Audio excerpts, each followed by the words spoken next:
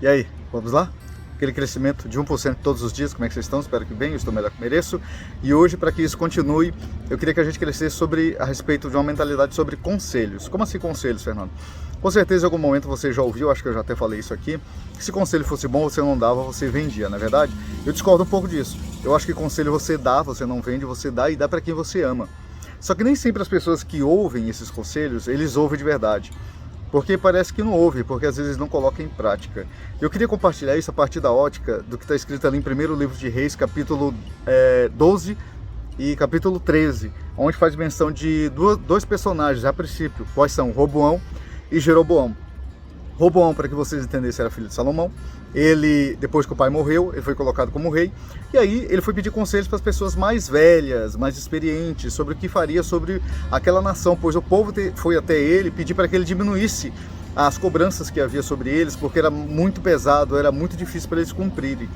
E aí ele ouviu aquilo e foi perguntar para os homens mais sábios. Eles deram um conselho para ele diminuir, que ele ia ganhar o povo com isso, etc. Mas ele não deu ouvido. Sabe por quê? Porque ele não queria ouvir, na verdade. Ele queria um texto para aquilo que ele entendia que era o correto. Tanto é que o texto vai dizer que ele foi atrás dos amigos dele, de infância.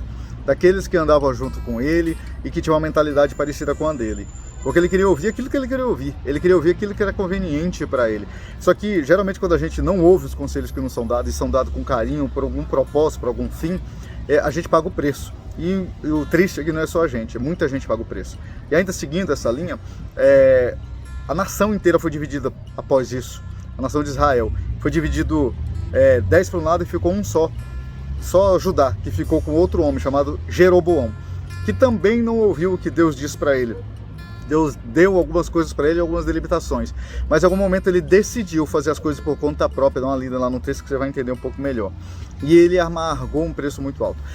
Nesse decorrer de tudo isso, houve ainda um terceiro personagem, que é dito só como homem de Deus ali no capítulo 13. E esse homem de Deus, ele vai ter uma ação a princípio boa.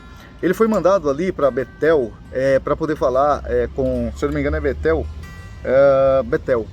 lá em Judá. Ele foi mandado para repreender Jeroboão.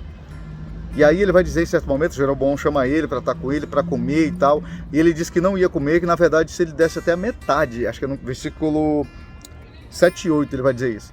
Se ele desse a metade do reino dele para ele, ele não queria, muito menos comida.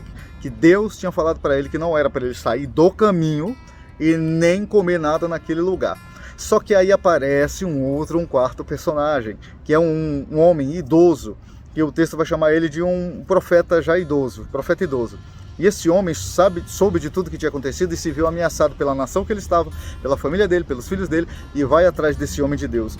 E mente para ele descaradamente, está no versículo 3 ali, dizendo que Deus tinha falado algo para ele. E aí eu queria que você prestasse atenção nisso. Quando alguém te dá alguma coisa, alguma direção, quando alguém te dá um conselho, alguma orientação, é para você seguir. Procure saber se essa pessoa que te deu inicialmente essa orientação, esse conselho, mudou de ideia.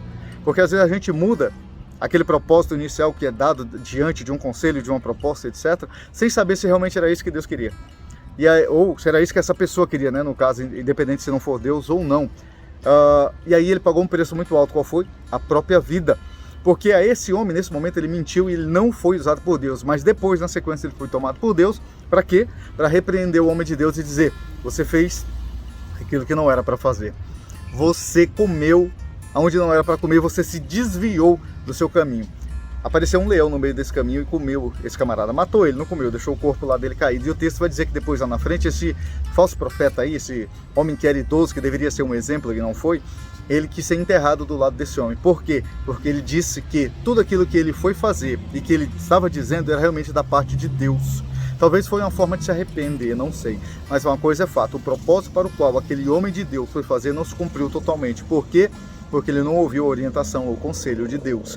E aí, Jeroboão não mudou a atitude dele. E o texto vai terminar dizendo que toda a família de Jeroboão amargou um preço muito alto. Cerne dessa história, cerne de tudo isso, dessa reflexão. Eu e você precisamos tomar cuidado com os conselhos que nos são dados. Principalmente, não só com os conselhos, mas como a gente reage a eles. Se a gente executa ou não, se a gente presta atenção, se a gente ouve ou não. Fique com essa reflexão. Vê se faz sentido para a sua vida, compartilha com alguém, está lá o texto, 1 Reis, capítulo 12, capítulo 13, e vê se aplica na sua vida. Conselhos não são para ser vendidos, são para ser dados, mas também são para ser executados. Um abraço.